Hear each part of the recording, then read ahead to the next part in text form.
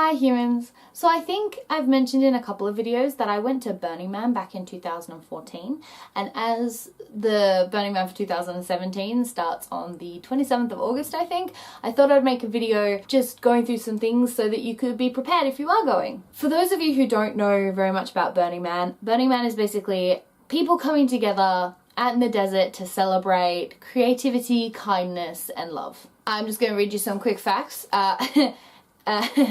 Yeah, I have a book. The ceremony began in 1986 and was created by Larry Harvey and Jerry James. Thank you guys for creating such a cool thing. It started at Baker Beach in San Francisco, but in 1990 police interfered with the burning of the effigy, and as such Burning Man was moved to Black Rock City in the Black Rock Desert, Nevada. Nevada? I'm gonna go with Nevada, I don't know. I hear a lot of people refer to Burning Man as a festival, but it's not really a festival, it's a community. It's hard to explain. It's kind of living in a big city for a week to celebrate art and music and life. It's a brilliant bohemian hippie paradise that kind of rises out of the dust. Wow, dramatic. But it's intense. Well, let's say you found yourself with a ticket. You probably should already have started getting ready, but I'll just go through some of the things that I think you'll need. Basically, the point is to be self-sufficient, so I think there's ice to buy. I'm pretty sure we bought some ice, and I think there's one place that sells coffee, but other than that, you need to bring everything that you're going to need with you. So this means you're going to need to bring your own water, your own sunscreen, your own toilet paper. You're also going to need goggles for the dust and a dust mask, and you're going to need something to cook on if you want to cook. Some people don't cook, but I mean, if you want to cook, you're going to need something to cook on there. You're going to need an esky or a fridge if you have a generator, or you have, like we brought a van that had a fridge built into the back. Something to keep stuff cold. You're going to need a tent, some place to sleep, an inflatable mattress. There's a lot of stuff you need to be bringing, plus all your normal stuff like your clothes and shoes and hairbrush and toothbrush. The list goes on. And just to make it difficult to pack for, it's really hot during the day and really cold during the night, so you need to pack for both types of weather. Some even less obvious things you might need are torches, glow sticks or lights, something to attach to yourself and your bike. We bought enough for our bikes when we were there, but we didn't really bring enough for our bodies, so people ended up donating us lights because we were a hazard. There's no light out there, really, that's just generated by art cars and camps. So if you're out in the middle of the desert and you have nothing on you, someone could run you over. So remember to bring lights. Speaking of which, don't forget to bring a bike. We got ours for fairly cheap at like a Walmart or whatever. Grab a bike because you cannot see the whole camp on foot. It is just not possible. You're also going to need a MOOP bag. MOOP stands for matter out of place, and the idea is you are supposed to leave no trace. So your camp needs to take every scrap of rubbish. There are no bins there. Every scrap of rubbish needs to go with you outside to wherever you live or wherever you're coming from. You need to be able to take it away from the site. So with your MOOP bag, the idea is that you carry it with you, and if you see a piece of rubbish that has flown away from a camp, it can get really windy there, so it's not always intentional. You can pick it up and you can put it in your bag. All of your rubbish that you generate should go with you as well. So basically the idea is to collect all of your rubbish. I would really recommend a bag that you don't mind ruining, because it's gonna get gross. But preferably something waterproof. I didn't bring a waterproof bag, and I ended up carrying a banana peel around in it for a couple of hours, and it was not pleasant. Bring a few dollars as well, bring some money, not a lot, but if you want to get some ice, you might need it. Also, you may need to travel outside of Burning Man briefly, so do keep some dollars with you. This one's really important. Bring baby wipes. Unless you plan on showering, which you very well may. I personally did not want to get naked, not my jam. Totally happy with other people doing it, but not for me. So if you're happy to get naked and go shower with some people, there are plenty of places that you can do that.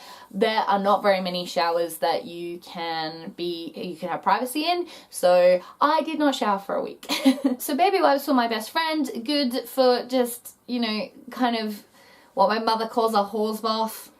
That's very problematic, but the idea is to just wash yourself kind of with them. I even wiped my face with them. Honestly, you're covered in dust 24/7, so bring baby wipes. You may think you've got enough baby wipes, but you probably need more. Bring as many as you can. Okay, now also here's a few things that I wish that I knew before I went to Burning Man. Number one, if you wash your hands after going to the bathroom regularly like me, there are some stations outside toilets that will provide hand sanitizer, but it is a good idea to keep hand sanitizer on you. I think that would have been really handy for me because I'm a bit, you know, I like to wash my hands directly after, so keep hand sanitizer with you. The next thing is you actually don't need to have a theme camp. A lot of people think that it's completely necessary to have a theme camp, especially for us. We were traveling over from Australia, so it definitely would have been helpful.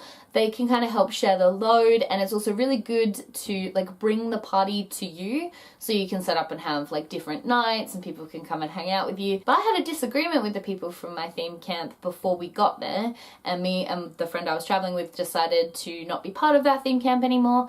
And as such, we kind of branched out on our own, and I think we had a better time because we didn't have to worry about where we needed to be. So I recommend, if you can't find a theme camp or you need to leave your theme camp, please don't worry about it. Just go out on your own and you really won't have a problem. Another one is playa hair. So when I got there, I was trying to brush my hair every day. About day 3, I realized that I was destroying it. So because of the combination of salt and dust and sweat, it basically completely tangles. I had hair maybe a little longer than this when I went to Burning Man, and I completely ruined it.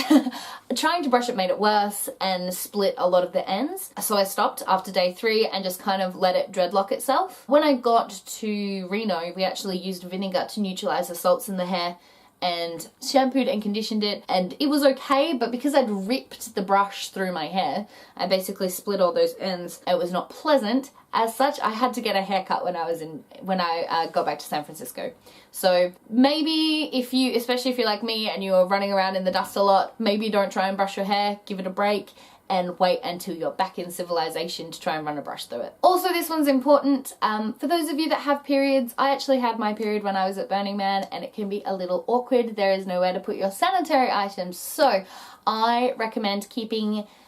Obviously my moot bag wasn't waterproof, and also I find that you kind of don't want that sitting in your moot bag just in case it's a bit gross. So I ended up using sandwich bags for my sanitary items. I can thoroughly recommend this. Would be nice if I had had ones that you couldn't see through, but definitely consider bringing something like that in order to put your sanitary items in if you need to. And finally, I would love to show you some photos of my Burning Man experience. However, I lost my camera. I know, it was very disappointing. Here's a picture of me, somewhere there probably. This is the only picture I have. This is after Burning Man, sitting in a Burger King, still covered in dust. That's all that I have. I have other photos from San Francisco, but that's all that I have from Burning Man because my mobile was dead. Burning Man has a fantastic lost and found team, and obviously they get a lot of things handed in. I went to lost and found, but what I didn't know to do was take a photo of my name, a selfie of myself, and a photo of my address. That would have been really helpful if the team can't, like, because I went up to them, you have to give them a description of your camera because they're not just going to show you the array of cameras they have to choose from. If you have these things photographed, they can check them to give back to you, and if somebody else finds your camera, they can always mail it back to you if you have your address. So I'd thoroughly recommend photo of your name so you can show them your ID and get your camera back, your address in case somebody wants to post said camera back to you if they find it, and a photo of your face just for a final point of ID to get your camera back. Also, once Burning Man is over, please remember to take care of yourself. I was lucky I had a couple of weeks in San Francisco to kind of decompress, have a good time, relax, go see some sights, so I was still pretty hype. But once I got back home to Australia, I found that I kind of had the post-holiday blues plus post-Burning Man blues.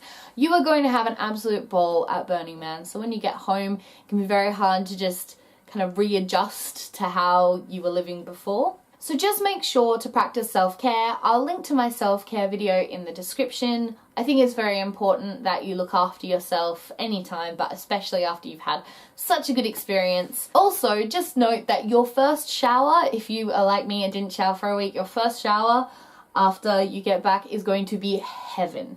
So make sure that you relish in that and enjoy it. just remember all the good times you had. If you don't have any photos or videos, like I don't, I think it's a good idea to write down your experiences. I actually have a book that has all my Burning Man experiences in it, which I might make another video talking about all my different experiences, we'll see. But definitely write everything down so that you don't forget, because it's a whirlwind of a week and you don't want to forget any of the good times that you've just had. Other than that, have the best time. Remember, you can wear whatever you want out there, and you should wear crazy things. Don't bring anything like feathers or glitter that could be left on the playa. Try and think more like what outfits that you can wear, maybe face paint or things that you can do to express yourself. I personally went for an Australian theme the entire time I was there, so I did like wattle. I painted wattle on my face and other things. So definitely have fun with your outfits and feel free to express yourself however you like. And other than that, just have a happy burn. Alright, so that was a lot. I really could honestly make an entire second video about what I did at Burning Man. There are crazy stories about bartending on art cars and going and doing karaoke in a Death Star. If you'd like that video, please leave me a comment below and I will definitely consider it. As always, there are relevant links in the description. I've just linked to a couple of Burning Man pages about first time burners if you'd like to look that up. Anyway, it's 2017. You know what to do. Bye, friends.